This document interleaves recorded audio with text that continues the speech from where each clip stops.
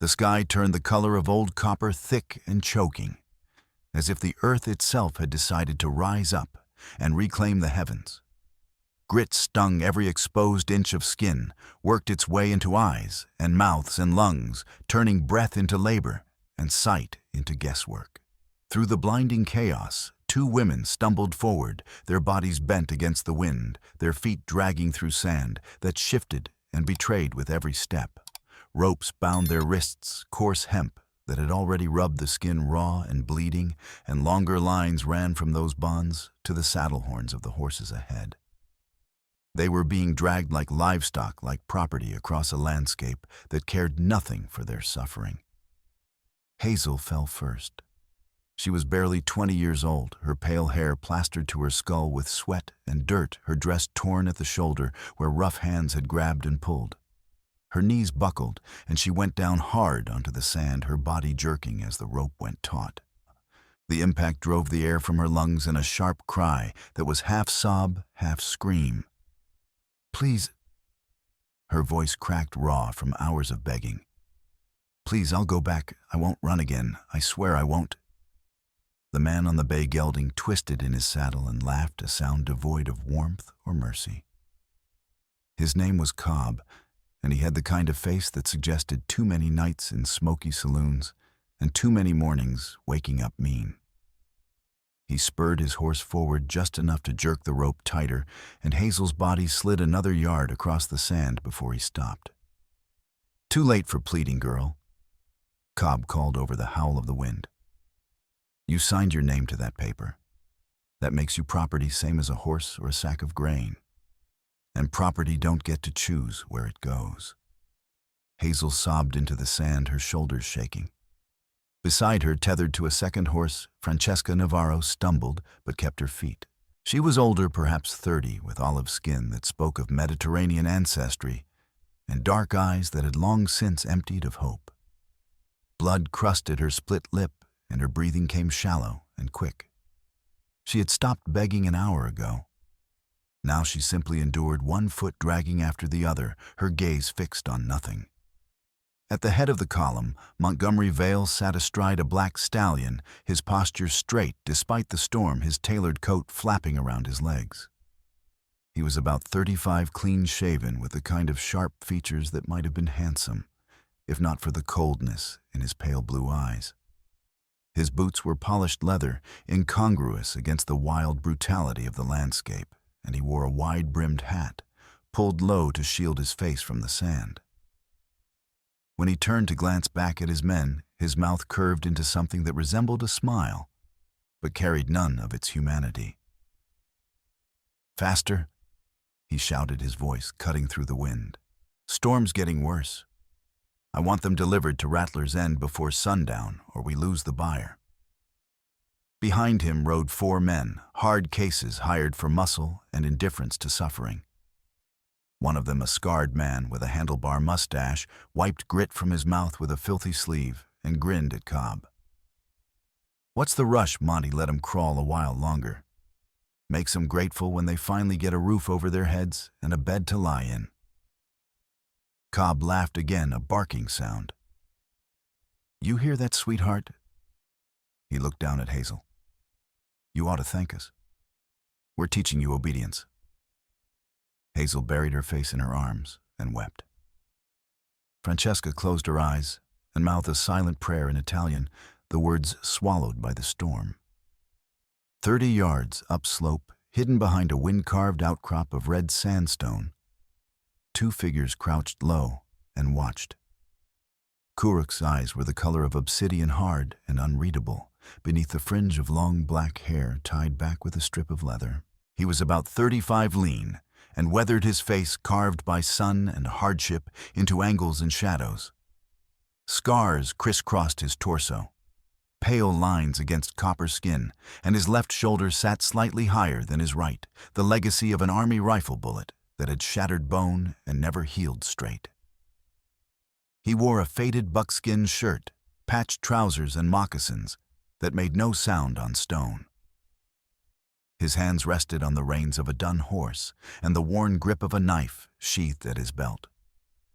Beside him, pressed flat against the outcrop with her cheek against the rough stone, Delphine Moreau breathed fast and shallow through the cloth wrapped across her nose and mouth. She was about 25, with sharp green eyes that missed nothing and hands calloused from work that had never been as promised.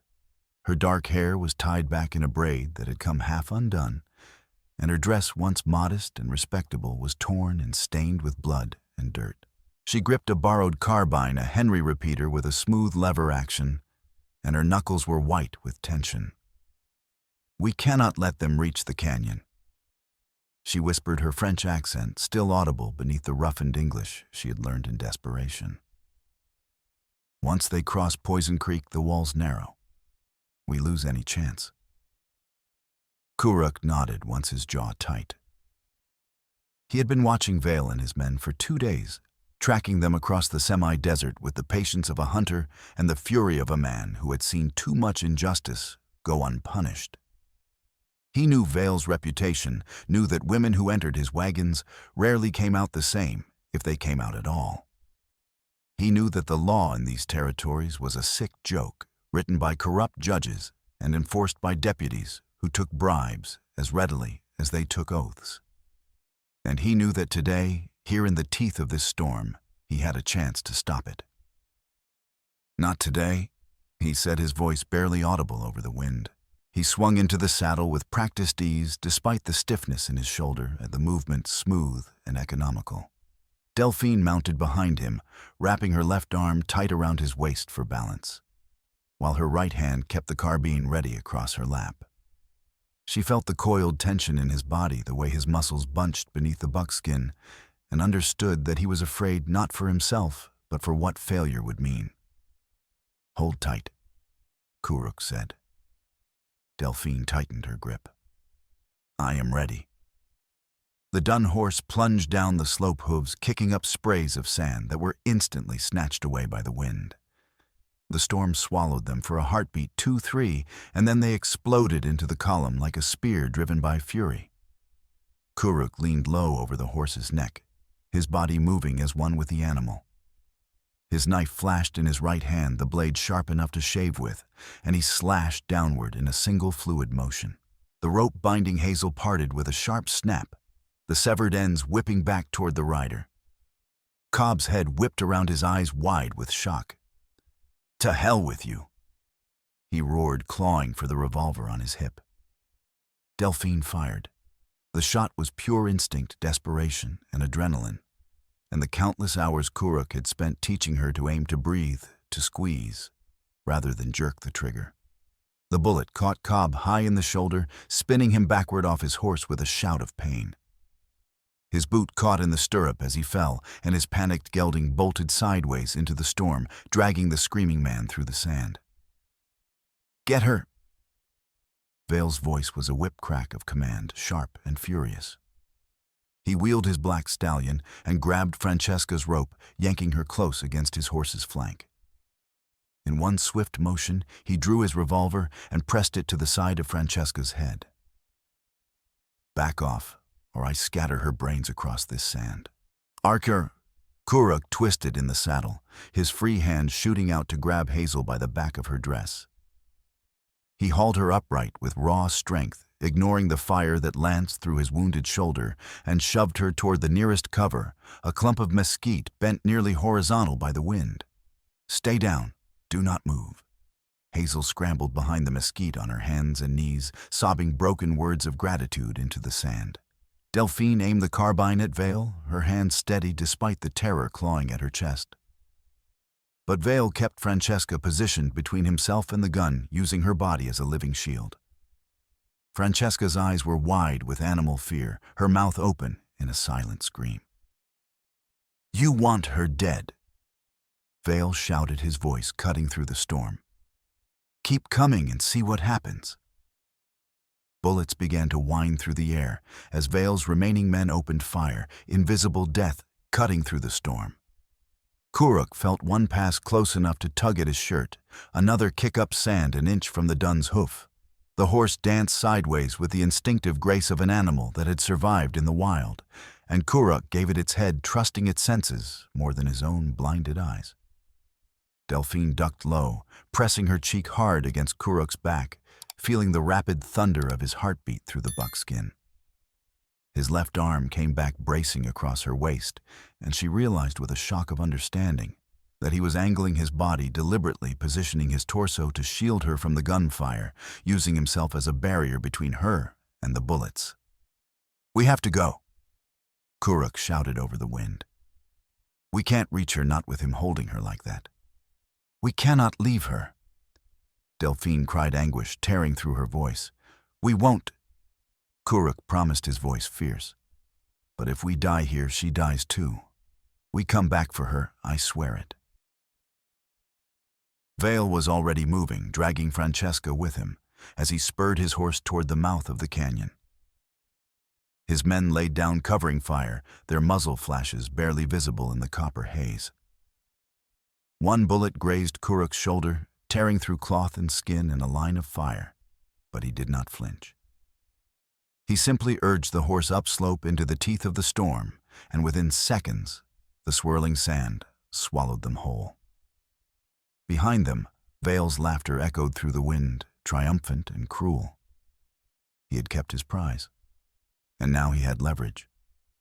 10 days earlier, the town of Bluebird Crossing baked under a sun so fierce it seemed determined to leach every drop of moisture from the earth and leave only dust and bones behind. The settlement was not much to speak of, a way station on the emigrant trail with perhaps 50 permanent residents and a transient population of travelers, drovers, and the occasional prospector down on his luck. The main street was a rutted dirt path lined with false-fronted buildings, a general store that doubled as the post office, a blacksmith's forge that rang with the steady clang of hammer on anvil, a saloon with a peeling sign that read, "Lucky Dollar," and a modest clapboard structure that served as Dr. Samuel Pike's surgery and apothecary. At the eastern edge of town stood a small schoolhouse, its whitewash faded to gray, where Ruth Ellison taught a dozen children the fundamentals of reading, writing, and arithmetic, with a fierce determination that bordered on desperation. Beyond the schoolhouse, the land opened into scrubland sagebrush and mesquite and cactus, stretching away toward distant blue mountains that shimmered in the heat like a mirage. Kuruk rode into town just after dawn, leading a pack mule laden with tanned hides and bundles of sage wrapped in oilcloth. He was not a man who drew attention by design. His movements were quiet, economical. And he had learned long ago that invisibility was the greatest ally of survival. He wore his black hair long and tied back his buckskin shirt faded to the color of old bone, and he carried a Winchester rifle in a worn scabbard on his saddle, a weapon that had saved his life more times than he cared to count.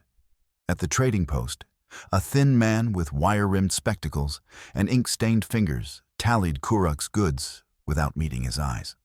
The transaction was conducted in near silence hides, exchanged for coffee ammunition, a sack of cornmeal, and a tin of salted pork.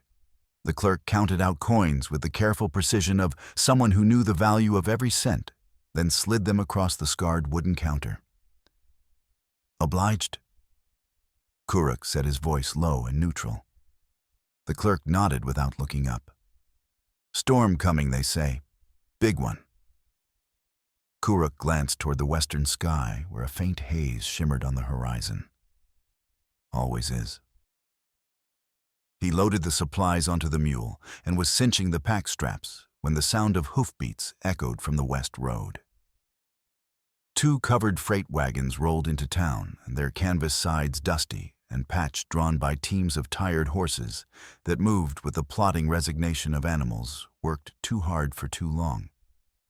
The drivers were hard-faced men who spoke in grunts and curses, and their eyes held the kind of emptiness Kuruk associated with hired muscle men who would do anything for coin and feel nothing afterward. Behind the wagons rode Montgomery Vale. Kuruk paused, one hand still on the pack strap, and watched. Vale dismounted in front of the livery with the casual confidence of a man who owned the ground beneath his boots. He was about 35, clean-shaven, with a straight nose and eyes the color of ice. His coat was tailored wool, his trousers pressed, his boots polished to a mirror shine, He moved like a gentleman, spoke with the educated accent of someone who had spent time in eastern cities, and carried himself with an air of unassailable authority. But Kuruk had seen men like Vale before, had learned to recognize the predator beneath the polish. Deputy Quentin Hart emerged from the livery's shadows and met Vale behind the building, out of sight of the main street, but visible to anyone watching from Kuruk's angle. Hart was a big man, thick through the chest and gut, with a badge pinned to his vest and a Colt revolver holstered on his hip. He carried a leather pouch which he handed to Vale with a nod. Vale opened the pouch, thumbed through the bills inside, and smiled, a quick, sharp expression that never reached his eyes. "Pleasure doing business, Deputy."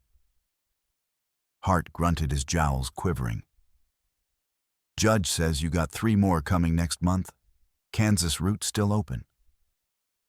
"4 if the Kansas route stays open.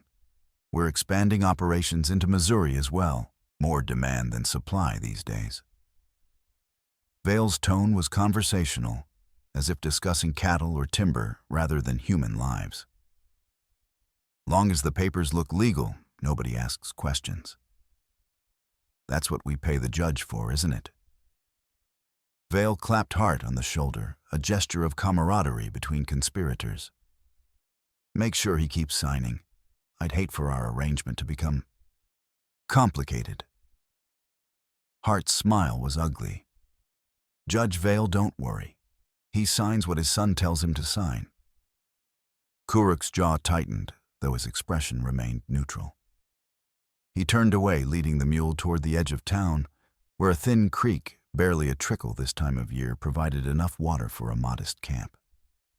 He filed the conversation away in his memory, alongside 1,000 other injustices he had witnessed and been powerless to stop. But this time, something felt different. This time, the anger that smoldered in his chest refused to bank itself into embers. That night, Dr. Samuel Pike treated a girl who came to his surgery after dark, moving like a ghost through the shadows. She was perhaps 16, hollow-eyed, and trembling with rope burns on both wrists that had been rubbed raw and then rubbed raw again. Pike cleaned the wounds in silence, his weathered face grave, his hands gentle despite the arthritis that knotted his knuckles.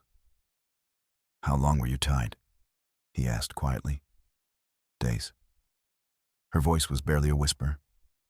"Since Kansas." Pike's hands stilled. "You came in the wagons?" She nodded, tears spilling down her cheeks. "They told us there was work, bakeries, hotels, respectable families willing to sponsor us. They said we'd have our own rooms, our own wages. We believed them."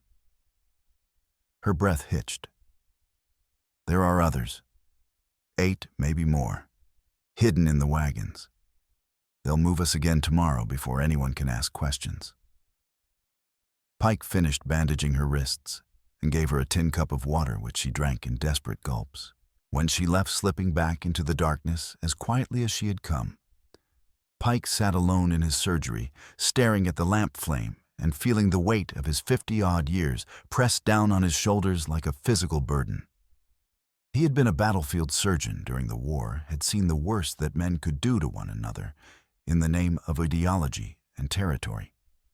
But this quiet, calculated evil dressed in legal documents and conducted with the blessing of corrupt officials made his stomach turn in a way that cannon fire and amputations never had. The next morning, Pike walked to the schoolhouse and found Ruth Ellison sweeping the front steps with brisk, angry strokes that sent dust flying. Ruth was about 40, a widow, who had come west after her husband succumbed to yellow fever in St. Louis. She was tall and angular, with dark hair pinned in a severe bun, and eyes that missed nothing. She taught the children of Bluebird Crossing with a determination that bordered on ferocity, as if education alone could build a better world from the wreckage of the old. She looked up as Pike approached, saw the expression on his face, and set down the broom. "What's happened?" Pike told her. He spoke quietly, aware that windows had ears and walls had eyes, but he held nothing back. Ruth listened without interrupting her hands, folding tightly over her apron, her knuckles going white with tension. When he finished, she was silent for a long moment, her gaze distant. "We need to tell someone," she said finally. "Who?" Pike's voice was flat. "Hart's in on it. The judge signed the papers. Then we go higher, the territorial marshal. That takes time and proof. By the time word reaches Cheyenne, those women will be scattered to a dozen different towns, disappeared into brothels and backcountry ranches where no one will ever find them." Ruth's jaws set in a hard line. "Then we get proof, and we make sure they don't leave town until we do." Pike nodded slowly. "I'll talk to Silas Green. He's got no love for crooked deputies." Silas Green worked a patch of drought-stricken land 5 miles south of Bluebird Crossing, a stubborn man, clinging to a stubborn dream. He was about 45, gaunt and weathered, with hands gnarled like old roots and a face that looked older than his years. His wife had died the previous winter, pneumonia made worse by malnutrition and the grinding poverty of failed harvests, and he had buried her on the low hill overlooking his fields with a wooden cross he carved himself. The farm was a testament to hardship, fields cracked and dusty, an irrigation ditch that barely trickled, a barn with a roof that sagged in the middle, and a house that leaned slightly to the east, as if bowing under the weight of accumulated sorrow. But Silas had a stubborn streak as deep as the aquifer he kept trying to tap, and when Ruth rode out to his place that afternoon and told him what Pike had learned, he listened with his hat in his hands and his eyes on the ground. "What do you need from me?" he asked when she finished. "A place to hide someone if it comes to that, and a rifle if it comes to more." Silas was silent for a long moment, working his jaw as if chewing on the words. Then he looked up, and Ruth saw something in his eyes that surprised her, not fear, but a kind of quiet resolve. "I ain't much of a fighter, Mrs. Ellison. Never have been. But I know right from wrong, and I know what happens when good folks stand by and do nothing." He paused. "You need my help, you got it. All of it." Ruth reached out and squeezed his arm, a gesture of gratitude and solidarity. "Thank you, Silas." "Don't thank me yet," he said. "This thing goes sideways, we could all end up dead. Then we'd best make sure it doesn't go sideways." Meanwhile, inside one of the covered wagons parked behind the livery, Delphine Moreau sat with her back pressed against a wooden crate and her knees drawn to her chest. The interior was stifling, airless, and hot, reeking of sweat and fear, and the sour smell of too many bodies confined in too small a space. 7 other women shared the wagon with her, their faces pale and hollow in the dim light that filtered through gaps in the canvas. Delphine was 25 years old, the daughter of a Parisian seamstress who had died of consumption when Delphine was 12. She had grown up in the narrow streets of Montmartre, learning to sew and mend and make do with scraps, and had dreamed of something more, something beyond the endless cycle of poverty and piecework that ground down women like millstones. The letters had arrived 6 months earlier, brought by a man in a respectable suit, who spoke fluent French and carried credentials from a New York emigration society. He had promised work in America, a bakery in Colorado Territory, owned by a good family willing to sponsor a young woman of skill and character. The wage was modest but fair, the accommodations clean and safe. All she had to do was pay her passage and sign a contract guaranteeing 2 years of labor. Delphine had saved every sou, sold her mother's sewing box and her own winter coat, and booked passage on a steamer that crossed an ocean she had only ever read about in books. The journey had been brutal, 3 weeks of seasickness and cramped quarters and the constant fear of disease. But she had endured it with the stubborn hope that a better life waited on the other side. The better life turned out to be a lie. There was no bakery, no respectable family, only Montgomery Vale and his men waiting at the rail station with smiles that did not reach their eyes and contracts that upon closer inspection bound the signatories not as employees, but as indentured servants' property in all but name. Now Delphine sat in the suffocating heat of the wagon and planned. She had been watching, listening, learning.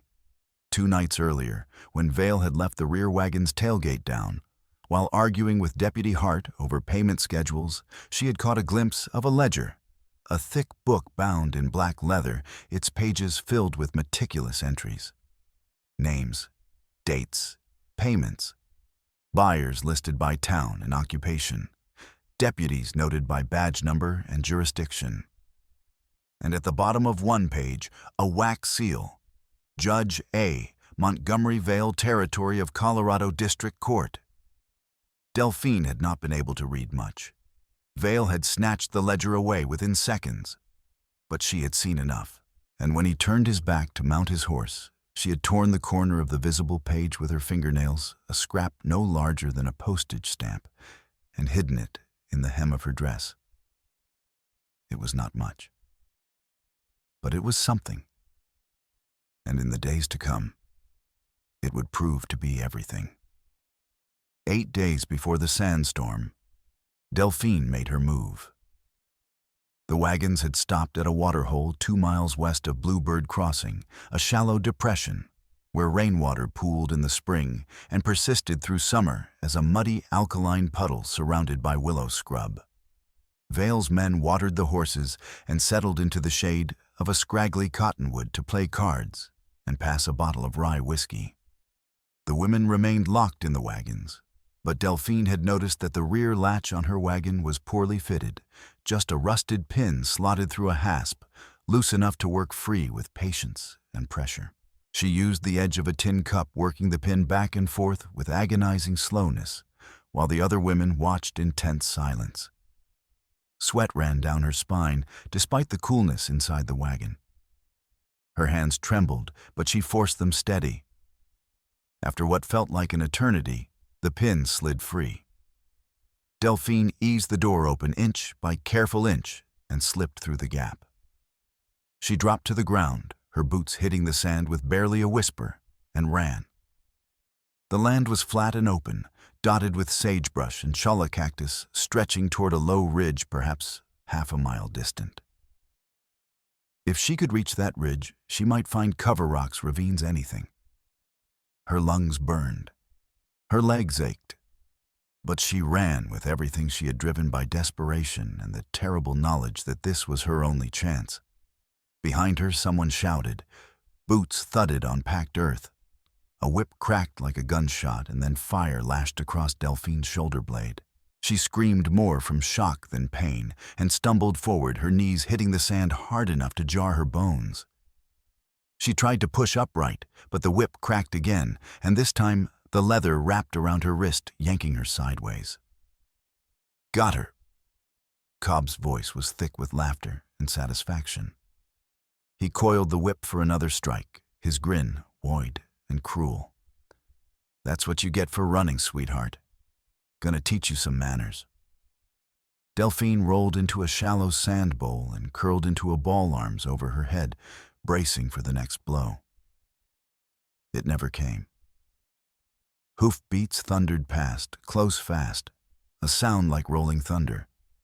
A knife flashed in the sunlight. The whip's tail fell limp, severed cleanly mid-strike, and Cobb swore in shock and fury.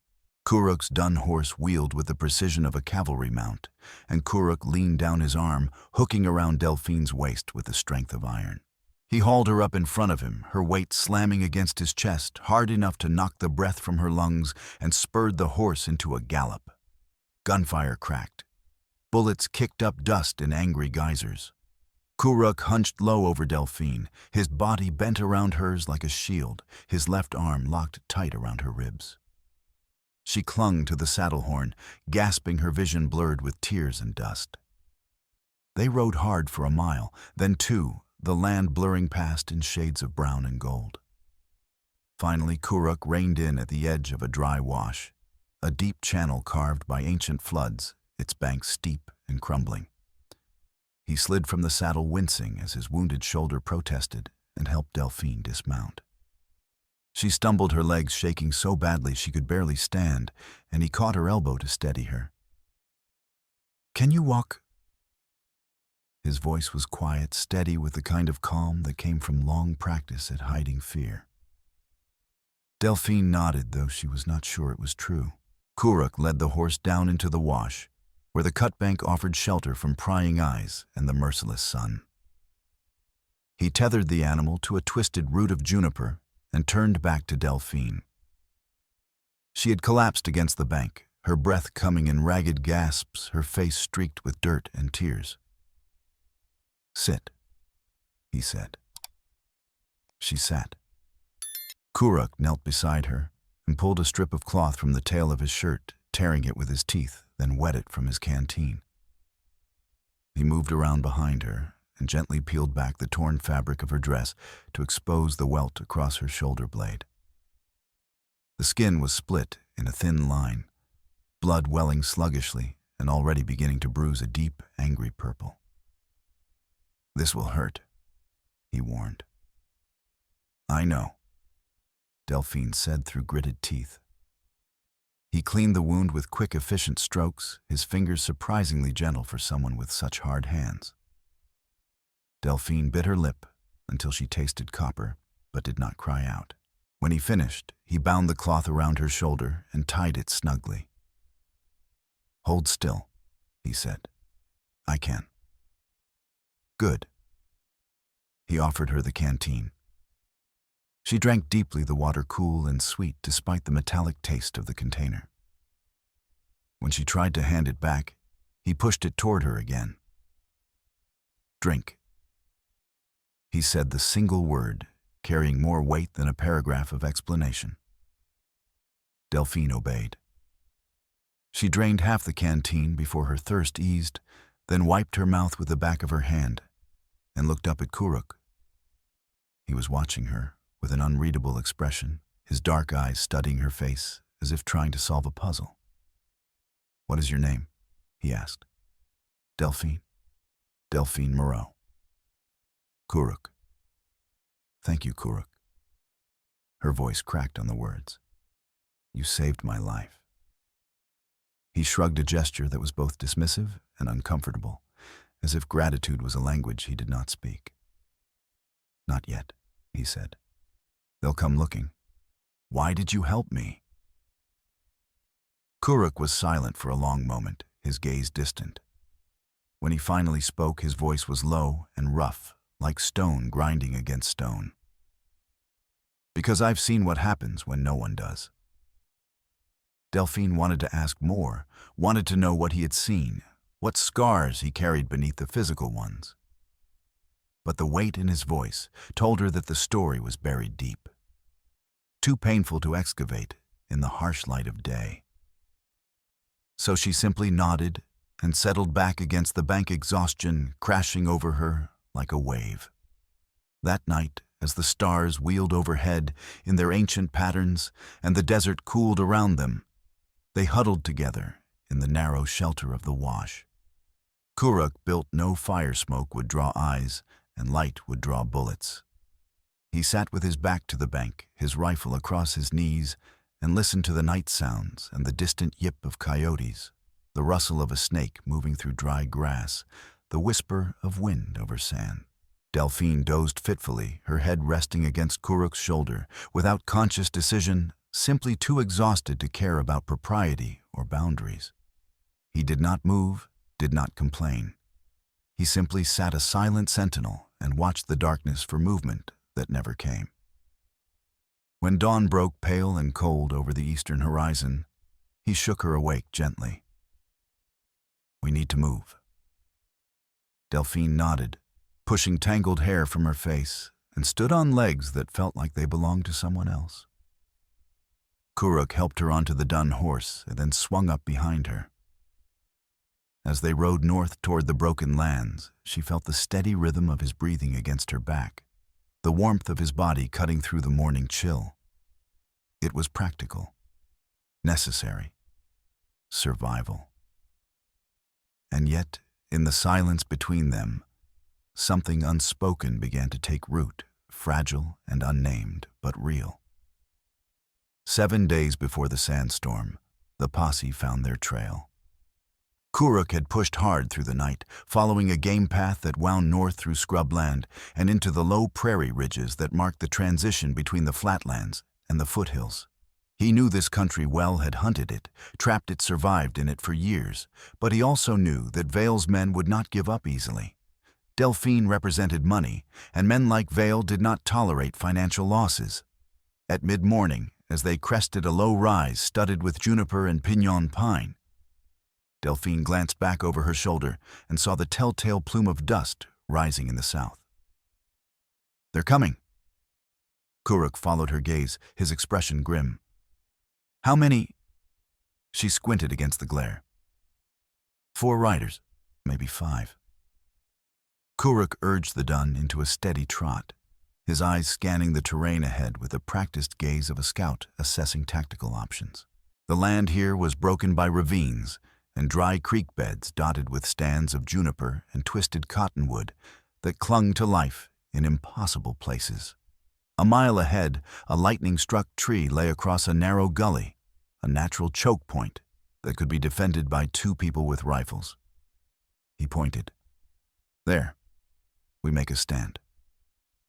They dismounted at the fallen tree, and Kuruk pulled the Winchester from its scabbard, checking the load with the automatic precision of long habit. Delphine clutched the Henry carbine he had given her the night before, her palms slick with sweat, despite the coolness of the morning. She had fired a gun exactly once in her life, at a tin can behind a barn in Kansas, missing by 2 feet. "Have you shot at a man before?" Kuruk asked quietly. "No." "Good. Don't think of them as men. Think of them as wolves coming for prey. You are not prey." Delphine nodded, her throat dry. She settled into position behind the log, resting the carbine's barrel across the rough bark, and forced herself to breathe slowly. The posse came fast, riding hard across the open ground, with the confidence of men who believed they held all the advantages. Deputy Hart led them, his bulk unmistakable, even at a distance, his badge glinting in the morning sun like a false promise. Beside him rode Vale, and behind them 3 hired gunsmen with weather-beaten faces and eyes like flat stones. They slowed as they approached the gully, sensing the trap, but too arrogant to stop. Hart raised one meaty hand and called out, his voice carrying across the distance. "That's far enough. You got nowhere to run, you savage bastard. Give up the girl and maybe you walk away breathing." Kuruk did not answer. He rested the rifle barrel on the log, sighted carefully along the barrel, and waited with the infinite patience of a hunter. Hart's hand dropped and the men spurred forward. Kuruk fired. The shot cracked like thunder in the stillness, and one of the hired guns jerked backward in his saddle, clutching his left arm. Blood blossomed through his fingers, and he tumbled sideways off his horse with a shout of pain and shock. His mount bolted, reins trailing, and the other riders scattered, diving for cover behind rocks and scrub. "Reload," Kuruk said quietly, his voice steady despite the adrenaline singing in his veins. Delphine fumbled with the carbine's lever, her hands shaking so badly she nearly dropped it. She managed to chamber a fresh round her breath, coming fast and shallow. Kuruk glanced at her, saw the fear naked in her green eyes, and reached over. His calloused hand covered hers on the cartridge belt, steadying it, grounding her. "Slow," he murmured. "Breathe out, then squeeze. Good." She breathed in, matching the rhythm of his breath, deep and even, and nodded. The fear did not vanish, but it became manageable, contained. Bullets began to pepper the fallen tree, and the rocks around them, the sharp crack of rifle fire echoing across the ravine. Splinters flew from the log. Delphine ducked instinctively, her heart hammering. Kuruk shifted position with the fluid grace of long practice, firing twice more in quick succession to keep the posse pinned and uncertain. Then he grabbed Delphine's wrist. "We move, now." They ran low and fast, using the gully for cover, and circled west through a thick stand of juniper. Kuruk's shoulder burned with every jarring step, the old wound screaming in protest, but he kept pace. Delphine followed close, her boots slipping on loose stone and sending small avalanches rattling down the slope. Behind them, the posse regrouped and gave chase, their shouts and curses growing louder. The second danger came without warning, exploding from a hidden draw in a thunder of hooves and wild-eyed panic. A herd of mustangs, 20 or more, burst into the open, spooked by the gunfire. Be their bodies sleek and powerful and utterly indifferent to the humans in their path. Kuruk saw them a fraction of a second before impact and lunged sideways, his arms wrapping around Delphine's waist and dragging her backward against a boulder. The herd swept past in a storm of dust and drumming hooves, so close that Delphine felt the wind of their passage and smelled the sharp, clean scent of horse sweat.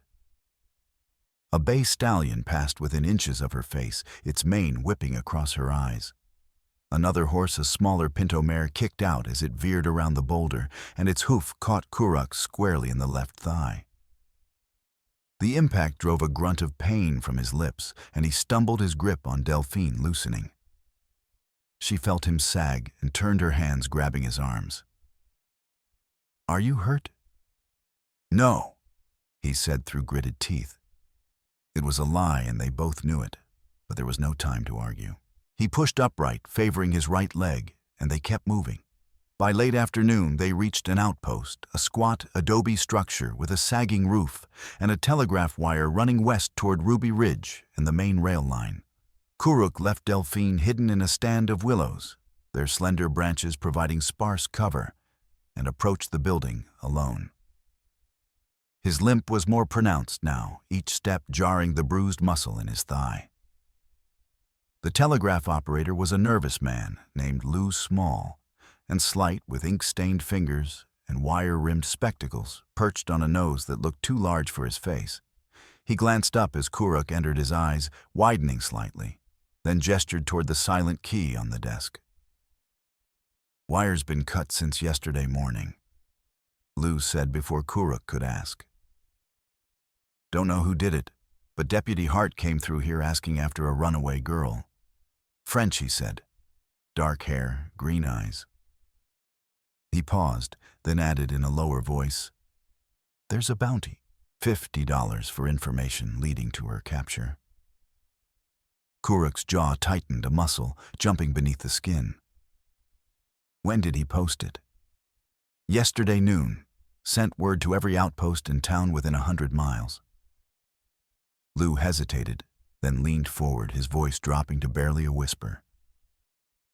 "Look, I don't know what this is about, and maybe I don't want to know. But Hart's as crooked as they come, and so's that judge he works for. You get that girl somewhere safe, you hear me?"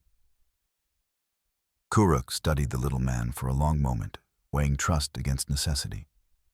Finally, he nodded once. "Obliged." Lou waved him off. "Just get gone before they come back." Kuruk returned to the willows and told Delphine what he had learned. Her face paled, but she set her jaw in a hard line. "They will not stop." "No," Kuruk agreed. "Then what do we do?" Kuruk was silent for a long moment, his gaze distant as he turned over options and discarded them one by one. Finally, he said, "We find allies, people who will stand against them." "Where?" "Green Valley. There's a farmer, Silas Green. He owes me nothing, but Ruth Ellison says he's the kind of man who might help anyway." He paused, then added, "We ride through the night, stay off the roads. If we're lucky, we reach his farm by dawn. And if we are not lucky..." Kuruk met her eyes, his expression somber. "Then we fight." They rode through the darkness, the dun horse picking its way carefully across broken ground by instinct and moonlight. Delphine leaned against Kuruk's chest, her body exhausted beyond words, her head resting on his shoulder. She felt the steady rise and fall of his breathing, the warmth of his body cutting through the chill of the desert night, and allowed herself for just a few hours to stop being afraid. Once, when she shivered, Kuruk pulled his coat from behind the saddle and draped it around her shoulders without a word. The gesture was simple, practical, but it carried a weight of care that made her throat tighten. She glanced up at him, but he was watching the horizon, his face unreadable in the starlight. "Why are you doing this?" she asked quietly. He did not answer immediately.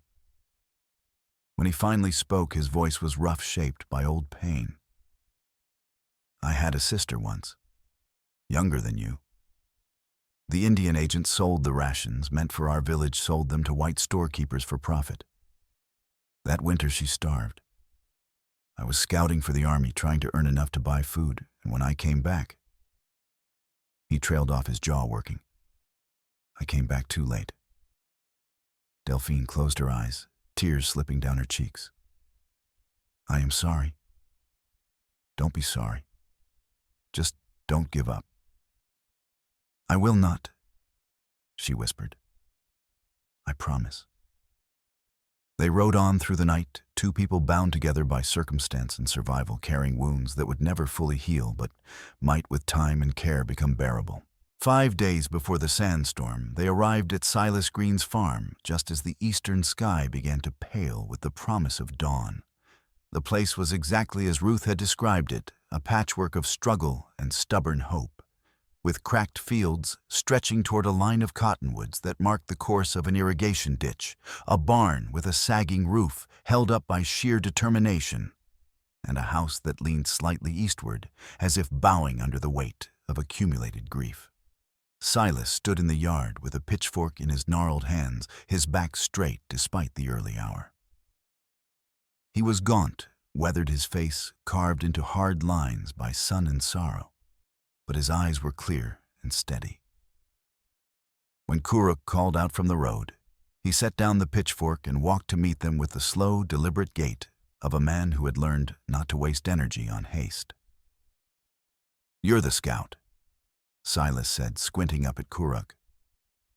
"Seen you trade hides in Bluebird Crossing." "Yes." Silas looked at Delphine, taking in her torn dress, her bandaged shoulder, the exhaustion etched into her young face. His expression hardened. "She running from Vale and his men?" "Yes." Silas nodded slowly, as if confirming something he had already suspected. "Then you'd best come inside. No sense standing out here where anyone with a spyglass can see you." They hid the dun in the barn, rubbing it down and giving it a ration of oats that Silas could ill afford to spare. Then they followed him into the house, a simple space, with a table, 2 chairs, a cast-iron stove, and little else. But it was clean, and the air smelled of coffee and cornbread, and Delphine felt something in her chest unclench slightly. Silas brewed coffee from his last tin grounds he had already used twice, and dried for a third brewing, and set out hard biscuits and a small crock of butter. Delphine ate like she was starving, which she nearly was, and Silas did not comment. He simply poured more coffee and waited until she had finished before speaking. "Ruth Ellison and Doc Pike been talking." He said, his voice low and measured. "They're planning something. Pike says if you can get the ledger from Vale's headquarters, the full book, not just a torn page, he'll make sure it gets to the territorial marshal in Cheyenne. Man named Garrett. Straight arrow, they say. Not bought." "Where's the headquarters?" Kuruk asked. "Rattler's End. Old silver mine 10 miles west of here. Been abandoned since the vein played out back in '68. Vale's using it now as a holding station. Got a rail spur there that connects to the main line, supposed to be for ore cars, but these days it's for moving livestock." Silas's mouth twisted on the word as if it tasted foul.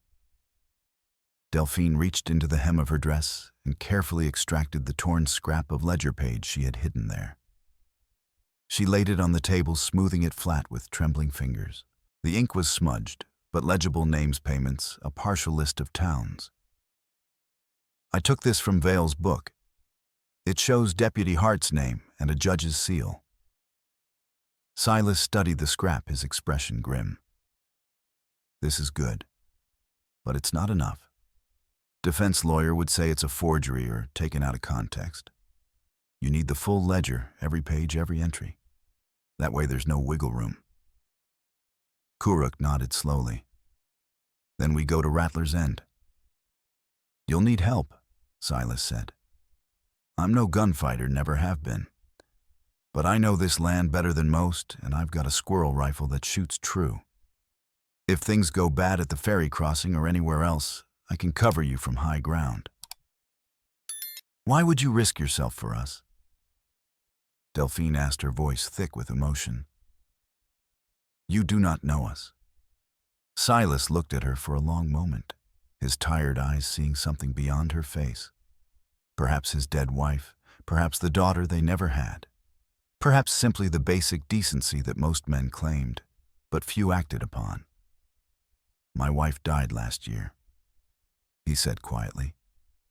Pneumonia, made worse by hunger because the bank took half our harvest to cover the mortgage. I couldn't save her. Couldn't even afford a proper doctor until it was too late. He paused, swallowing hard. But maybe I can help you. Maybe that's enough to balance the scales a little. Delphine reached across the table and took his hand, squeezing it gently. Thank you. Silas nodded, cleared his throat gruffly, and stood. I'll ready the rifle. That afternoon, Dr. Pike arrived on a tired mule, his saddlebags bulging with bandages, medicines, and surgical instruments. He was about 50, with a gray-streaked beard and kind eyes that had seen too much suffering. He found them in the barn and set to work immediately. His movements brisk and professional. He examined the gash on Kuruk's thigh, swollen and discolored the surrounding tissue, hot to the touch, and tisked disapprovingly. Horse kick. Mustang. Kuruk confirmed. You're lucky. Another inch higher and it would have shattered your femur. As it is, you've got deep bruising and probably a hairline fracture of the fibula. Pike probed the area, gently ignoring Kuruk's sharp intake of breath. I'm going to wrap this tight. No running, no riding hard if you can avoid it. And if it starts to swell more or you develop a fever, you come find me immediately. Understood? Understood. Pike wrapped the thigh with strips of clean linen soaked in witch hazel and arnica, binding it snugly to reduce swelling and provide support. Then he turned to Delphine and examined her shoulder. The whip cut was healing cleanly, but Pike cleaned it again with carbolic solution and applied a fresh poultice of comfrey and yarrow. You're tough, he said approvingly. Most women would still be in bed after a wound like this. I am not most women, Delphine replied. Pike smiled. No, I can see that. An hour later, Ruth Ellison arrived on a sturdy bay mare, her black widow's dress dusty from the ride. She carried a basket covered with a checkered cloth, and when she lifted the cloth, the smell of fresh biscuits and fried chicken filled the barn. Delphine's stomach growled audibly, and Ruth laughed a warm, genuine sound. Eat first, Ruth said. Then we plan. They gathered around Silas's kitchen table, the 5 of them, and laid out the situation with brutal honesty. Pike had brought paper and pencil, and he sketched a rough map of Rattler's End based on descriptions from prospectors who had worked the mine before it closed. The main entrance was guarded, but there was a ventilation shaft on the north face of the mesa, narrow and steep, but potentially navigable. If you can get inside and retrieve the ledger, Pike said, tapping the sketch. I'll write it to Ruby Ridge myself. There's a federal circuit judge due in 3 days, Judge Endicott from Denver. He's got jurisdiction over territorial corruption cases. If I can get the ledger into his hands, with sworn testimony from the women Vale trafficked, he can issue arrest warrants for Vale Hart and the judge who's been signing the papers. Vale will come for you, Kuruk warned. For all of you. Ruth's expression hardened her jaw. setting in a way that reminded Kuruk of granite. Let him try. I've buried one man I loved. I'm not afraid of bullies in fancy coats. That evening, in the fading light, Kuruk taught Delphine to handle the carbine properly.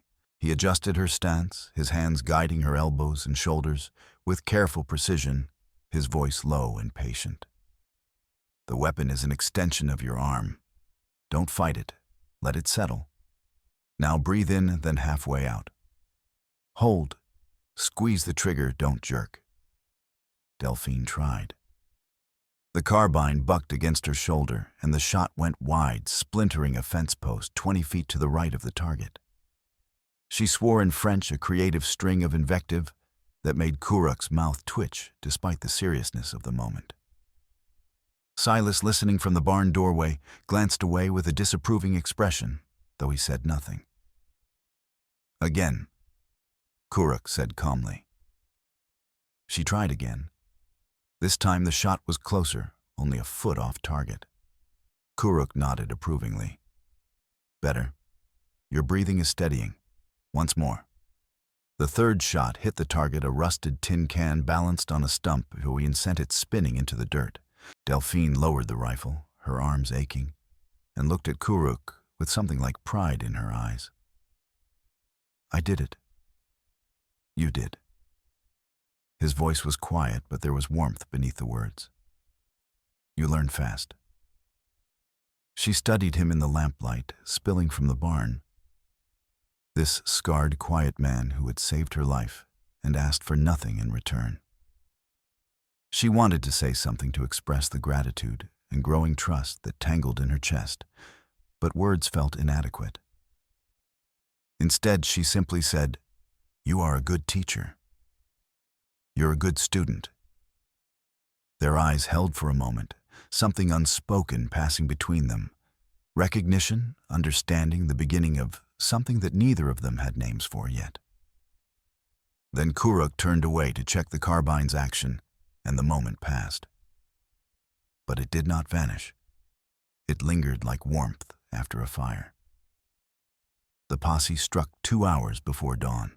The first warning was the crash of glass as a kerosene lantern shattered against the barn wall, spraying fuel and flame across the dry wood. Fire licked up the planks with hungry speed, casting wild shadows across the yard. Kuruk rolled to his feet, rifle in hand, and kicked Delphine awake. Move now. They burst from the barn as bullets stitched the doorway behind them, wood splintering and lead whining through the air. Silas emerged from the house with his scattergun firing both barrels into the darkness. A man screamed and fell, his silhouette crumpling. Montgomery Vale's voice rang out from the lane, cold and mocking. Give her up, Green. You're only making this harder on yourself. Go to hell, Vale, Silas shouted back, reloading with shaking hands. Kuruk and Delphine ran for the livestock pen where Silas's 2 skinny milk cows lowed in frightened confusion. Kuruk slashed the gate rope and drove the animals toward the wagon parked behind the house, using their bulk as cover. Bullets snapped past one, striking the nearest cow in the neck. The animal bellowed and collapsed, blood pumping black in the firelight. Silas took a bullet in the left shoulder, the impact spinning him halfway around. He stumbled but kept his feet, his face twisting with pain. He fired one-handed into the darkness, more to keep the attackers wary than with any hope of hitting them. Get him in the wagon, Kuruk shouted.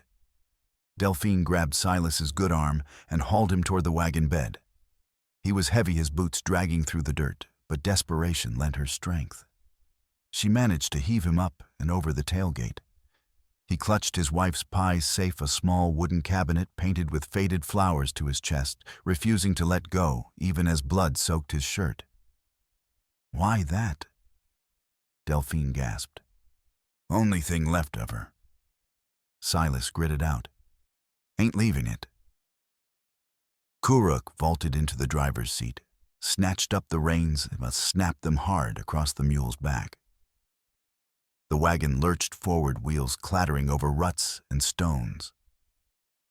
Behind them, The barn collapsed inward with a roar of flame, and sparks the roof caving in and sending a column of embers spiraling into the night sky. Vale stood silhouetted against the inferno, his arms crossed his face, carved from shadow and firelight. He was smiling. They fled into the darkness, the wagon rattling and bouncing over uneven ground. Delphine pressed cloth torn from her petticoat to Silas's shoulder, her hands slick with his blood. "You are not going to die," she said fiercely. Silas managed a weak grin. "Wasn't planning to, ma'am." By dawn, they reached a narrow canyon where a spring trickled from a crack in the red rock, pooling in a basin surrounded by willows and cattails. Kuruk helped Silas down from the wagon, half carrying him to the shade.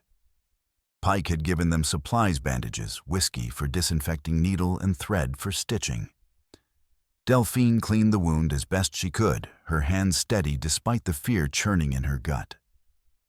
The bullet had passed through cleanly missing bone and major vessels by what felt like a miracle. She bound the shoulder tightly, then made Silas drink a cup of whiskey. He coughed and grimaced, but did not complain. Kuruk stood at the canyon mouth, watching the trail behind them, with the unblinking focus of a hawk.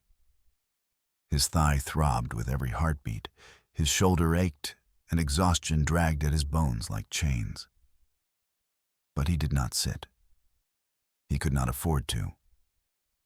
Delphine came to stand beside him, her arms crossed against the morning chill. "They will not stop," she said for what felt like the 100th time. "No."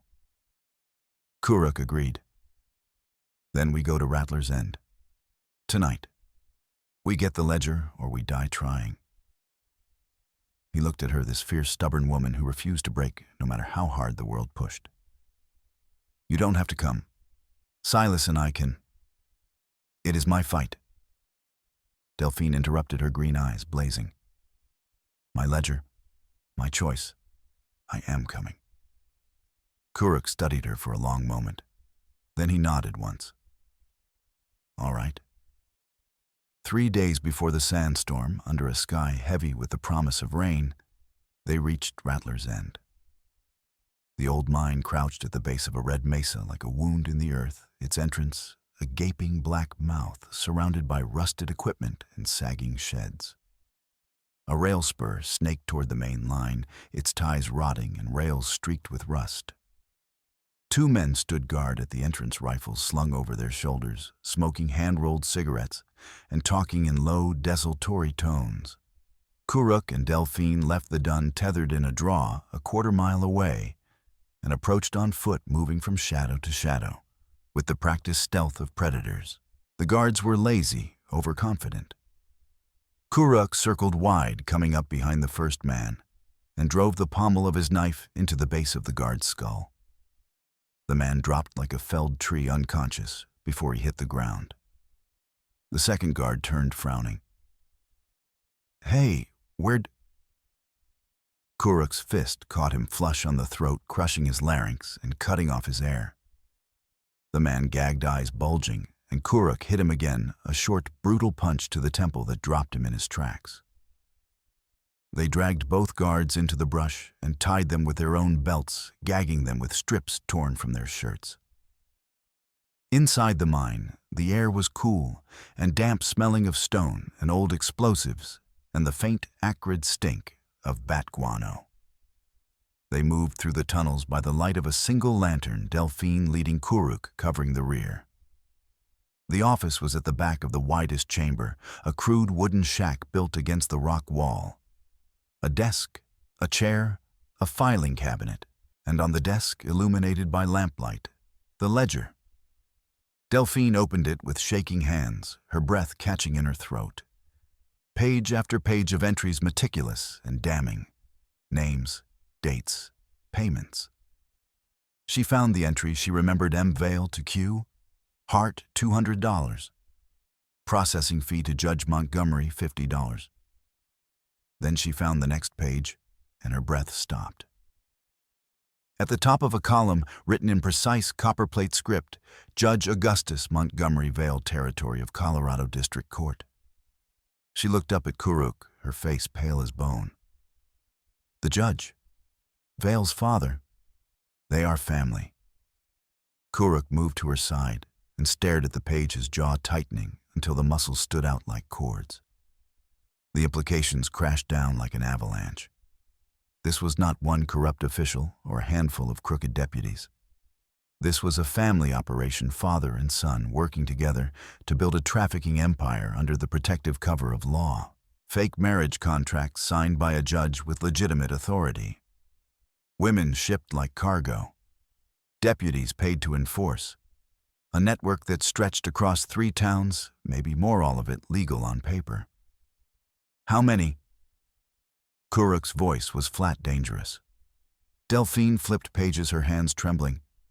30, maybe 40 women, over 2 years. Kuruk exhaled slowly, a sound like a growl barely contained.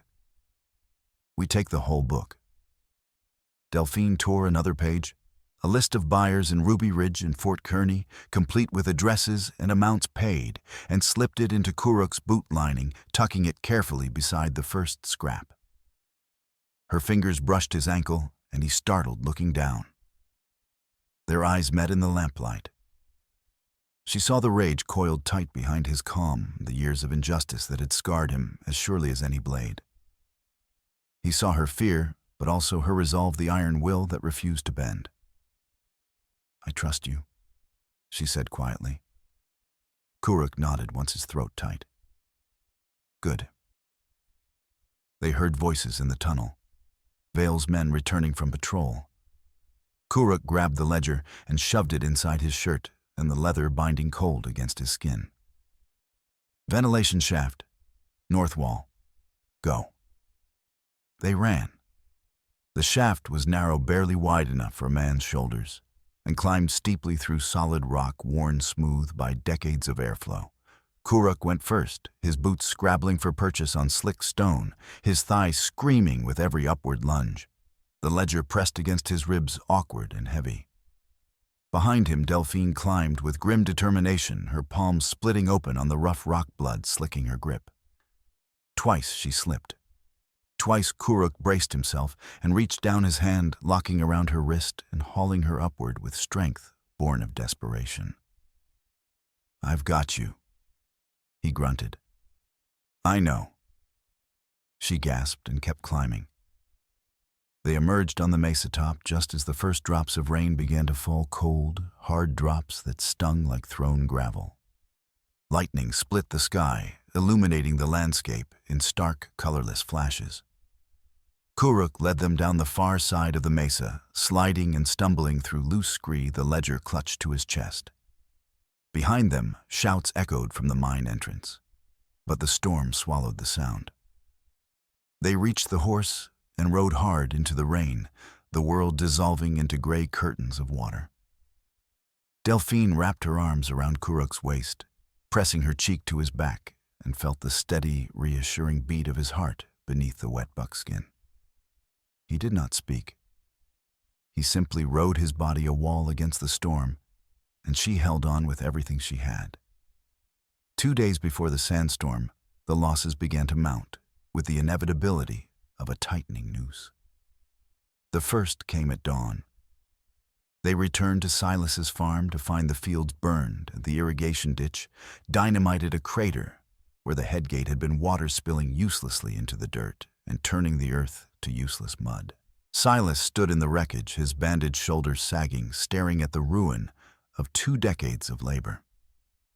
He said nothing. There was nothing to say. His livelihood, his late wife's dream, gone in a single night of calculated cruelty. Ruth arrived with food and tried to offer comfort, but Silas just shook his head and walked away. His boots squelching through the mud, his silence heavier than words. The second loss came that afternoon, delivered with the brutal efficiency of men who knew that time was their enemy. Vale's men seized Ruth from the schoolhouse in broad daylight, dragging her into a wagon while the children screamed and scattered like startled quail. No one intervened. No one dared. They left her bonnet ribbon tied to the steps of the church, a black silk ribbon carefully knotted, placed where it could not be missed. A taunt. A message. We have her. Trade the ledger, or she dies. Pike found the ribbon an hour later and brought it to Kuruk, his hands shaking with a rage so profound it left him speechless for a full minute. When he finally found his voice, it was thick with fury and helplessness. They took her, dragged her out in front of a dozen witnesses, and no one lifted a finger to stop them. Kuruk stared at the ribbon, his face carved from stone. Where are they holding her? Rattler's End, the rail spur. Hart sent a message, said if you don't bring the ledger by sunset tomorrow, they'll put her on a train heading east. She'll disappear into a Kansas City brothel, and we'll never find her. Delphine paced the small room like a caged animal, her fists clenched so tightly her nails drew blood from her palms. We cannot give them the ledger. It is the only proof we have. We won't, Kuruk said quietly. Pike looked at him, hope and skepticism warring on his weathered face. Then what's your plan?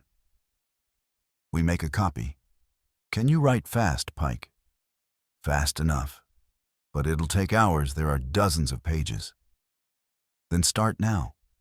Copy every name, every payment, every detail. We keep one set hidden, deliver the other. Pike nodded slowly, understanding dawning. That might work. If they check the pages on site, they'll see it's real. By the time they realize we've kept a copy, we'll be gone, Kuruk finished. The third loss came that evening, and it cut deeper than fire or kidnapping, because it struck at the fragile trust they had built. Delphine was checking Kuruk's saddlebags for spare ammunition when her fingers closed around a folded piece of paper, yellowed with age and stiff with dried sweat. She pulled it out frowning and unfolded it carefully. The paper was old Army issue with the faint outline of an eagle seal at the top.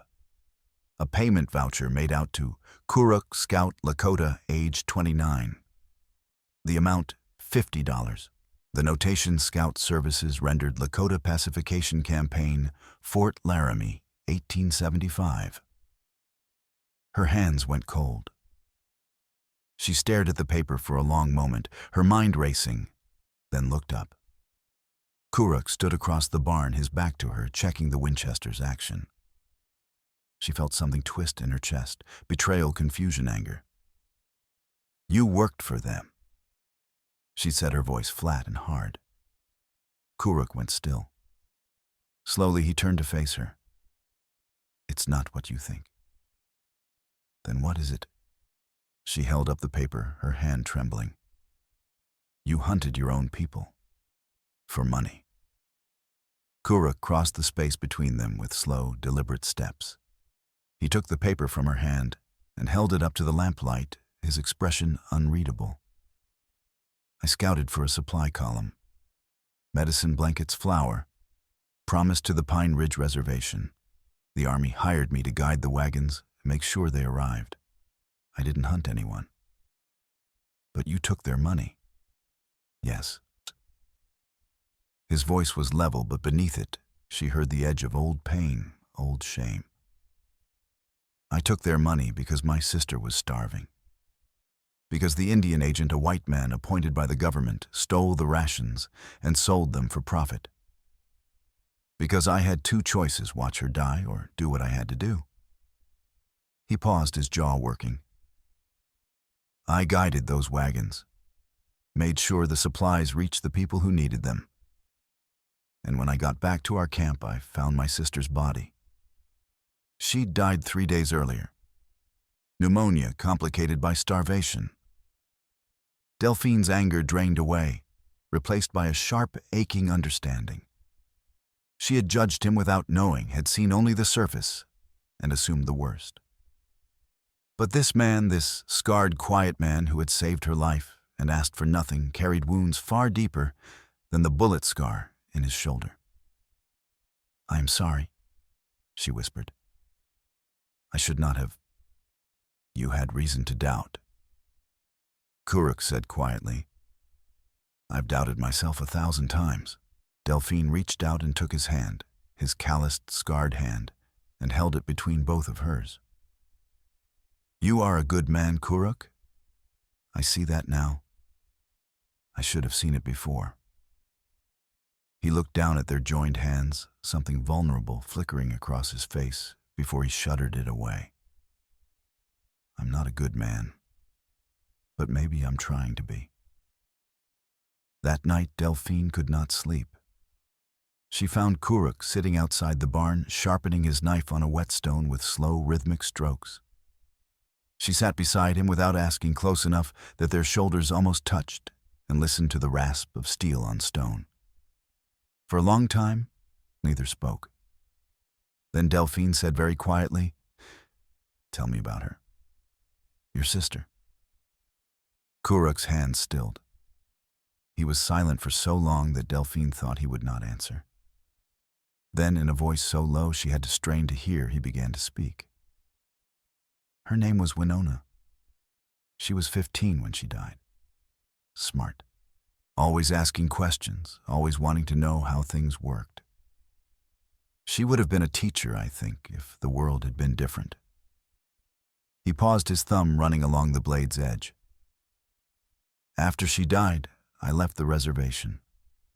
Couldn't stay. Every rock, every tree reminded me that I'd failed her. So I drifted. Hunted, trapped, traded. Tried to outrun the guilt. It was not your fault, Delphine said softly. Wasn't it I chose to leave? Chose to take the army's coin. You chose to try to save her. That is not the same as failing. She hesitated, then added, My mother died when I was 12. Consumption. I watched her waste away, coughing blood into rags, and I could do nothing. For years I thought I should have done more, worked harder, earned more money, found a better doctor. But eventually, I understood some things are beyond our control. We can only do what we can. Kuruk looked at her, really looked at her, and saw the strength beneath the fear, the resilience forged in the same kind of fire that had shaped him. He nodded slowly. Maybe you're right. I am right, Delphine said firmly. Then more gently, You saved me, Kuruk. You did not fail me. He turned his hand over, palm up, and she placed hers in it. They sat that way for a long time, hands joined, two survivors, finding solace in shared silence. On the day of the sandstorm, the day everything came to a head with violence and revelation and the brutal necessity of survival, the sky turned copper and the wind began to scream. The climax unfolded in 3 phases, each more desperate than the last. Phase 1, sandstorm chase, dunes above Poison Creek. This was how they found themselves on that windswept outcrop, watching Vale drag 2 women across the wasteland. And this was how it ended with Hazel freed. But Francesca still in Vale's grip, a hostage dragged back toward Rattler's End while the storm raged, and Kuruk and Delphine vanished into the copper haze, carrying the weight of 1 rescue and 1 failure in equal measure. Hazel clung to the mesquite, weeping and free. Francesca disappeared into the storm, still bound, still captive, her fate hanging by a thread. Phase Daikuna. Mine Spur standoff. By afternoon, the storm had eased to a dull roar. At the rail spur beside Rattler's End, Deputy Hart stood with Ruth Ellison held tight against his side, his revolver pressed to her temple. His face was slick with sweat despite the cool air, and his eyes held the desperate gleam of a cornered rat. Beside him, Montgomery Vale stood with Francesca bound and gagged his hand, gripping her arm with bruising force. You got the book, Hart called out as Kuruk and Delphine approached on foot, hands visible. Delphine held up a bundle wrapped in oilcloth, Pike's carefully copied pages, bound to look like the original. Let them go first, both of them. Not how this works, girl. You bring it halfway, I check it. Then they walk. Kuruk moved slowly toward the ore cart, sitting on the rail, spur a heavy iron bucket on wheels loaded with rock and rusted chain. Vale's men watched him, but did not interfere, their attention fixed on Delphine as she walked forward with the bundle. Hart reached for it, his fingers closing around the oilcloth. Kuruk slammed the spur lever forward. The ore cart rolled down the rails with a metallic shriek, gaining speed, and hit Hart's legs at the knees. The sound of bone breaking was audible, even over the wind, a wet, sickening crunch. Hart went down with a scream, his revolver spinning from his hand. Gunfire erupted like a thunderstorm. Vale's men drew weapons, muzzle flashes blooming in the dim light. Pike, arriving on his mule, a scattergun hidden under his coat, fired both barrels into the nearest attacker, the buckshot shredding cloth and flesh. The man went down hard. Delphine dropped the bundle and grabbed Ruth, dragging her toward the wheelhouse as bullets chewed the wood around them. Splinters flew, the air filled with the stench of gunpowder and blood. A stray shot caught Pike in the ribs, and he slumped forward with a grunt of pain clutching his side. Blood spread across his shirt in a dark stain. Delphine cried out and ran to him, her hands pressing desperately against the wound. Blood welled between her fingers, hot and slick. Pike gripped her wrist, his face pale but his eyes fierce. "Book, get it east, to Judge Endicott. Don't let this be for nothing." "You are not dying," Delphine hissed. Pike smiled faintly. "Wasn't planning to, girl." Kuruk fired twice, covering them, then dragged Pike from the mule. They retreated to the wheelhouse, bullets hammering the walls like hail. Vale's men advanced, emboldened, their shouts growing louder. Inside the cramped space, Ruth tore strips from her petticoat to bind Pike's wound. The doctor's breathing was shallow, his face ashen, but he was conscious. Kuruk crouched by the window, returning fire when he could, but they were pinned. Trapped. "We can't stay here," Ruth shouted over the gunfire. "They'll burn us out or rush us." "The ferry," Kuruk said, his voice grim. "It's our only chance. We run for Poison Creek, use the canyon for cover." "Pike can't run," Delphine said, her voice breaking. "Then I'll carry him." Kuruk met her eyes, his expression hard. "But we go now or we die here. Your choice." Delphine looked at Pike, at Ruth, at the walls splintering under gunfire. She nodded. "We go." They burst from the wheelhouse in a desperate sprint, Kuruk half carrying Pike, Ruth, and Delphine laying down covering fire with the carbine and Pike's revolver.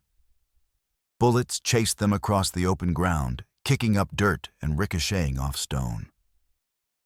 One grazed Kuruk's arm, another tore through Ruth's skirt, but they kept moving. Behind them, Vale grabbed Francesca and dragged her toward his horse. He would not let his leverage go. Phase the third. Flooded, crossing Poison Creek ferry. The storm had swollen Poison Creek into a roaring monster brown water, churning through the canyon with debris-filled fury. The ferry, a flat raft on a thick rope, was the only way across, and the rope groaned under the strain of the current. Vale reached the ferry first, dragging Francesca as a human shield. He was bleeding from a scalp wound, his coat torn, his face twisted with rage and desperation. He backed onto the raft, holding Francesca by the hair, her eyes wide with terror. "Come on, then. Let's finish this." Kuruk hit him like a battering ram. They collided in a tangle of fists and fury rolling across the muddy bank. Vale was strong, driven by desperation, and he drove a knee into Kuruk's wounded thigh. Pain exploded white-hot through Kuruk's leg, and he stumbled. Vale pulled a knife, a short, ugly blade, and slashed. The edge raked across Kuruk's forearm, opening a line of fire. On the ferry, Delphine crawled across the slick planks with the knife Kuruk had given her on the first day, the knife that had become a symbol of trust and survival. She sawed at Francesca's ropes, her hands shaking the raft, lurching beneath her with sickening violence. The main rope groaned. Fibers began to snap one by one with sounds like gunshots. Delphine's boots slipped on the wet wood. She gasped, her body sliding toward the churning water. Her hand scrabbled for purchase and found nothing. The edge was inches away. Kuruk heard. He turned, saw, and made a choice. He let Vale's knife rake his forearm again, deeper this time. Blood welling thick and fast, and lunged across the gap. His hand closed around Delphine's wrist with bruising force, his fingers digging into her flesh. Their eyes locked across the space, his black and fierce, with something that went beyond simple survival. Hers green and wild, with fear and trust intertwined. "Don't fall," he said through gritted teeth, his voice raw. "I've got you." "I know," she gasped, and meant it with every fiber of her being. Vale staggered upright and grabbed Ruth's dropped revolver from the mud. He swung it toward Delphine, his finger tightening on the trigger, murder in his eyes. A rifle cracked from the canyon rim. The bullet passed so close to Vale's head, it clipped the brim of his hat, sending it spinning into the water. He jerked the shot, going wide, the bullet burying itself harmlessly in the canyon wall. On the rim, pale and swaying, Silas worked the bolt of his squirrel rifle and aimed again, a farmer's steady warning spoken in gunpowder and lead. The ferry rope snapped with a sound like a thunderclap. Kuruk dove, his good hand closing around a trailing line. He wrapped it once, twice around the nearest post, his boots digging furrows in the mud, his shoulder muscles screaming in protest. The raft swung wildly, Delphine and Francesca clinging to each other in the center, the water roaring beneath them like a living thing hungry for victims. "Cut the rope!" Kuruk shouted, his voice barely audible over the chaos. Delphine sawed frantically at Francesca's bonds. The hemp parted with a final snap. Hazel, who had followed them from the spur, driven by gratitude and courage she didn't know she possessed, stood on the bank and reached out. She grabbed Francesca's hand and hauled her to safety with desperate strength, both women collapsing in the mud, sobbing and alive. Delphine crawled to the post, her legs shaking, and Kuruk caught her hand. For one breath, the world narrowed to just the two of them, and the pressure of his fingers, the ferocity in his eyes, the unspoken promise that passed between them like an oath. Then the moment broke. Reality crashed back. Vale, clutching his dislocated shoulder, stumbled backward as the rising water swallowed what remained of the ferry. He retreated into the canyon's shadows, his face a mask of thwarted fury. But he was broken now. His leverage gone, his empire crumbling. Heart dragging his shattered legs, crawled toward a fallen pistol. Ruth Ellison stepped forward, picked up a shovel leaning against the wheelhouse, and swung it into his wrist, not dramatically, just hard enough. The gun flew into the creek, swallowed by the current. "Enough," Ruth said flatly, her voice carrying the weight of every injustice she had witnessed and refused to accept. Kuruk kicked the gun's trajectory to be sure it was gone, then helped Pike, pale and sweating but alive, bind Hart's wrists with medical straps. The rain slowed to a drizzle. The canyon filled with the sound of rushing water and ragged breathing, and the quiet triumph of people who had survived against impossible odds. After the climax, they sheltered in Ruby Ridge's small doctor's office, a single room with 2 cots, a surgical table, and shelves lined with bottles and bandages. Pike tended his own wound, with Delphine assisting her hands steady despite exhaustion. The bullet had cracked a rib but missed his lung by a hair's breadth, luck or providence, he didn't care which. "You'll live," the local doctor, an older woman with capable hands and no patience for nonsense, said bluntly. "But you need rest. Weeks of it." "I'll rest when this is done," Pike replied, his voice weaker than he would have liked, but determined nonetheless. Kuruk sat on the stoop outside his shirt, open his shoulder and arm wrapped in clean bandages. His thigh throbbed. His head ached. Every muscle in his body screamed for rest. But he was alive, and so was Delphine and Francesca, and Ruth and Hazel were safe. That felt like victory enough. Delphine emerged with a tin cup of water and sat beside him, their shoulders touching in a way that had become natural necessary. She handed him the cup, and he drank deeply the cool liquid, soothing his parched throat. They sat in silence as the night deepened around them. Two people who had survived held together and come out changed. "Pike says the marshal arrives tomorrow," Delphine said after a while, her voice soft in the darkness. "Good. We did it." "Not yet. Vale's still out there. And the judge." She turned to look at him, her green eyes soft in the lamplight spilling from the window. "You saved my life today. Again." "You saved mine," Kuruk replied, and it was true in ways that went beyond the physical. "Then we are even." "No." He looked at her, his expression open for once vulnerable in a way she had never seen. "We're not even. But we're—" He searched for the word, knowing it mattered. "Together." Delphine finished softly, her hand finding his. Kuruk knotted his throat tight. "Yes." Inside, Ruth brewed coffee from grounds that had seen better days, and they planned. The ledger, both the original and Pike's meticulously copied pages, sat on the table, irrefutable evidence of conspiracy and corruption.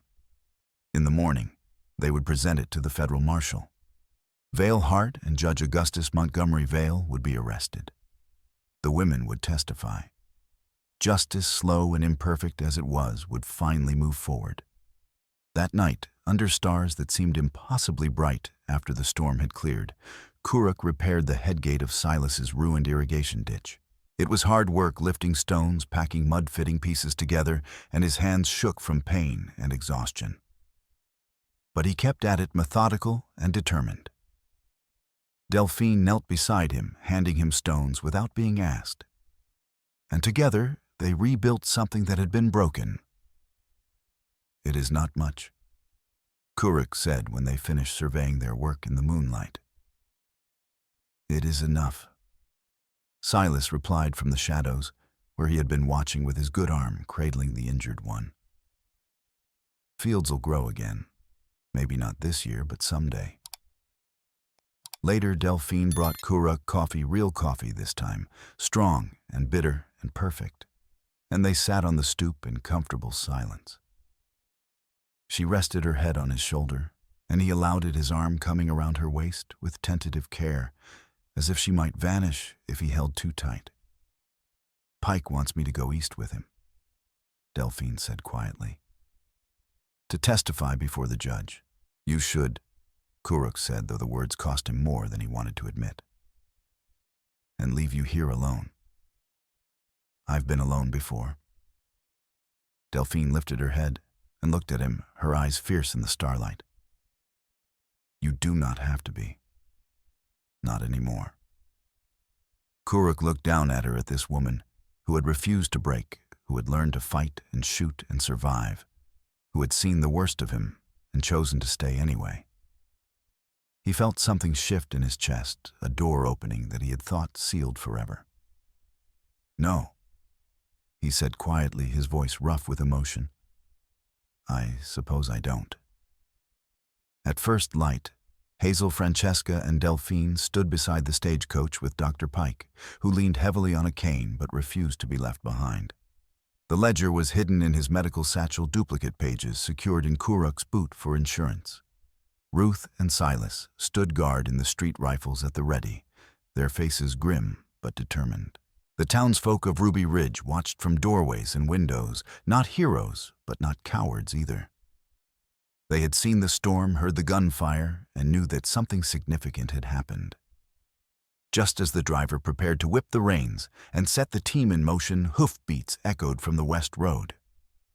Judge Augustus Montgomery Vale rode into town with two men wearing tin badges, fake marshals bought and paid for their credentials, as hollow as their oaths. The judge waved a folded document bearing an official seal, his face a mask of righteous authority. "Stop that coach!" He commanded, his voice carrying the weight of decades of unchallenged power. "Those women are fugitives from lawful contract. I have an order for their immediate return." The street fell silent. If he succeeded, if he used his authority and fake papers to reclaim the women, everything they had fought for, everything they had bled for, would be for nothing. The ledger would become meaningless, the testimony silenced, the truth buried under legal maneuvers and corrupt proceedings. Delphine felt her heart sink. Ruth raised her rifle, but the judge's men did the same. Standoff. The driver glanced nervously between the two groups, his hands frozen on the reins. Then a figure stepped out from the telegraph office, moving with the quiet determination of someone who had spent his whole life being overlooked. Little Lou was a small man, barely 30, with ink-stained fingers and wire-rimmed spectacles that caught the morning light. He had operated the telegraph for 5 years and had been invisible his entire life, the kind of person people looked through rather than at. He cleared his throat, and when he spoke, his voice was surprisingly steady, surprisingly strong. "I sent your ledger east 3 days ago, Your Honor." The judge stared, his confident expression fracturing. "What?" Lou held up a slip of paper, a copy of the Morse code transmission he had made carefully preserved. The night Deputy Hart cut the main wire. I spliced a bypass using spare cable from the supply shed. Dr. Pike gave me the first torn page Miss Moreau took from your book. I copied every word by hand and transmitted it to Territorial Marshal Garrett in Cheyenne. Every name, every payment, every detail, including yours, Judge Vale. The judge's face went white, then red, the color of a man watching his world collapse. "That's a lie. You're making this up too?" "No, sir. The marshal confirmed receipt 2 days ago." Lou's voice remained calm, matter-of-fact, as if discussing the weather rather than destroying a criminal empire. "He's on his way now. Should arrive any minute, actually." As if summoned by Lou's words, as if fate itself had been waiting for this moment, hoofbeats echoed from the East Road. 4 riders came into view, their horses lathered from hard riding dust rising in their wake. They wore badges that gleamed silver in the morning light, real badges earned and legitimate. Federal marshals, their authority extending beyond local corruption, beyond bought judges and crooked deputies. The lead marshal was a grizzled man, with a scar across his jaw and eyes that had seen too much to be fooled by appearances. He dismounted with the ease of long practice, walked straight to Judge Augustus Montgomery Vale, with the confidence of a man holding all the cards. Augustus Montgomery Vale. The judge opened his mouth, but no words came.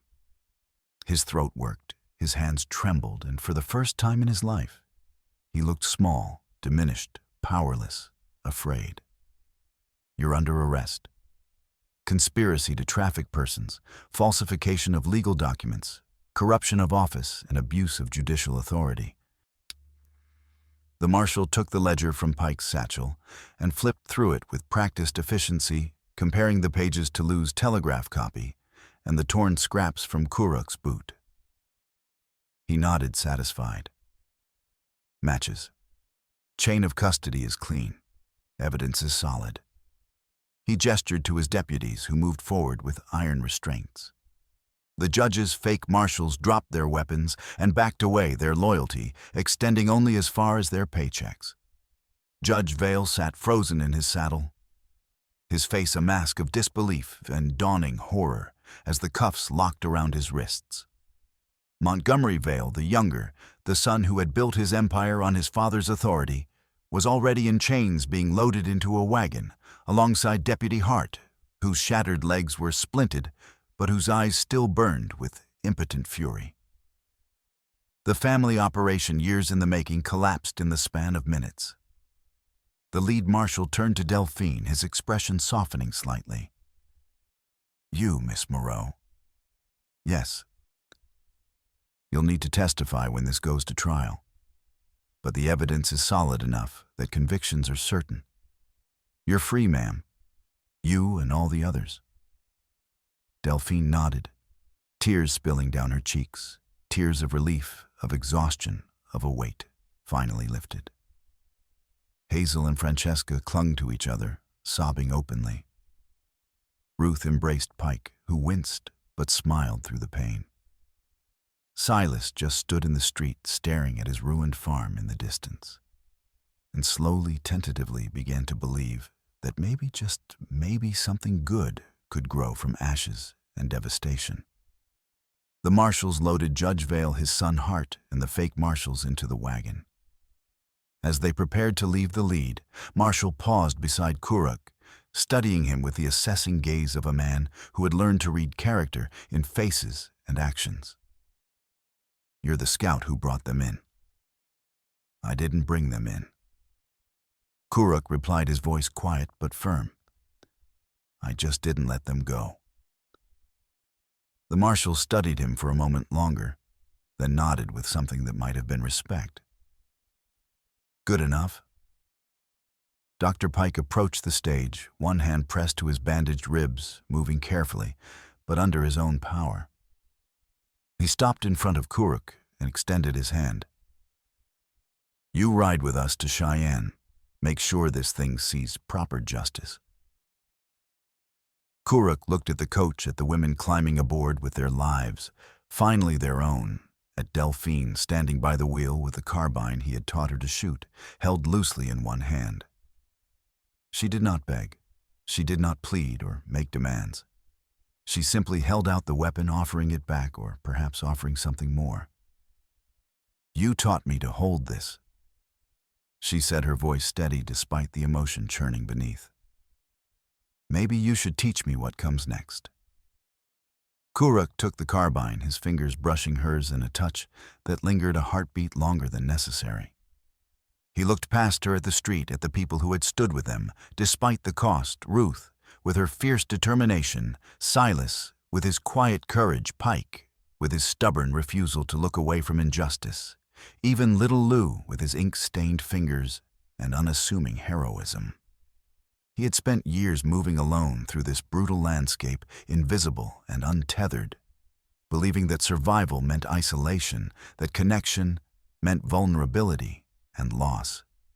He had been shaped by tragedy, by the sister he couldn't save, by the injustices he had witnessed, and been powerless to stop. He had been wrong. "I'll ride as far as Cheyenne," he said, his voice low but clear. "See the ledger delivered. See justice done." "And after?"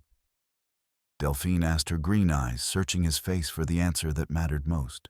He looked at her, this fierce, stubborn woman, who had refused to break no matter how hard the world pushed, who had learned to fight and survived, who had trusted him with her life and her truth.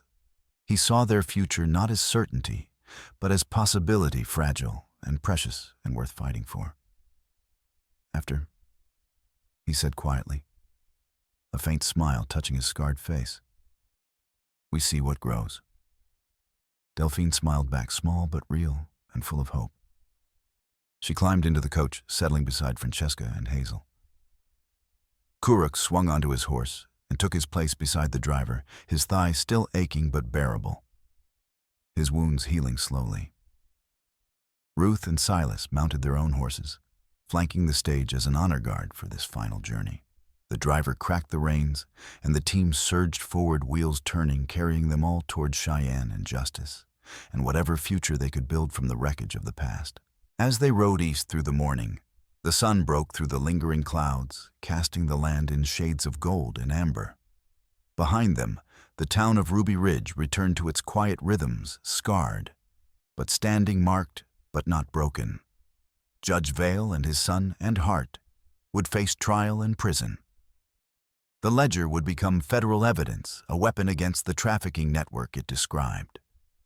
The women would testify, would rebuild their lives with the help of people like Pike and Ruth and Silas, who had chosen to stand when it would have been easier to look away.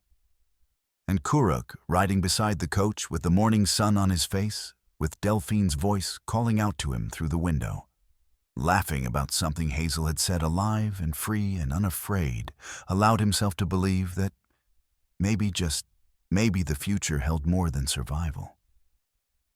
Maybe it held home. Maybe it held hope. Maybe it held the chance to plant something new in soil that had known only bitterness and watch it grow. Epilogue. Weeks later, Poison Creek stood quiet beneath a clean blue sky. Hazel returned to her sewing bench at the boarding house. Her wrists healed a silver thimble flashing with each neat stitch. Francesca read letters by the window, English growing steadier line by line. The ring she once the coach rolled on, carrying them all toward tomorrow.